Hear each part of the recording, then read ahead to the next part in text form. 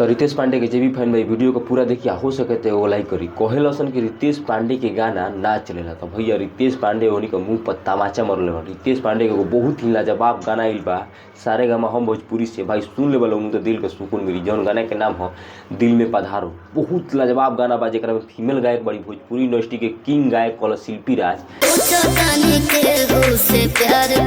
शिल्पी राज रितेश पांडे के भाई जोड़ी लागत है एक पीस गाना लगोइले बड़े रितेश पांडे, बहुत ही लाजवाब गाना बा भाई, एक बार जरूर सुनी हो। जेकरा में फीमेल डांसर बड़ी खुशी तिवारी, सबसे खास बात भाई गाना के लिखे बड़े मंजीमित, एक म्यूजिक डायरेक्टर बड़े धर्मेंद्र चंचल। भाई बहुत लाजवाब गाना लिख के दिले बड़े रितेश पांडे के। रितेश पांडे के यह चाहत रहे, आज कि रितेश पांडे बहुत दिन से मार्केट में फ्लॉप चलत रहा, इनकर गाना उतना इनकर गाना पर व्यू ना आवत रहे, मात्र 10,000 20,000 इनकर गाना पर व्यू आवत रहे। लेकिन ई जोन गाना इलो सारेगामा हम भोजपुरी से दिल में पधारो, जो गाना का नाम है दिल में पधारो, भाई एकदम मार्केट में एकदम छा गई बा। रितेश पांडे के जलावा बा भाई, काहे कि रितेश पांडे भोजपुरी के पहले बहुत हिट दिल बन पिया पहले मजनुआ मरिए जाई, हलो कौन कौन कौन गाना कम गिराई भाई, बहुत लाजवाब गाना रितेश पांडे कइले बड़ा।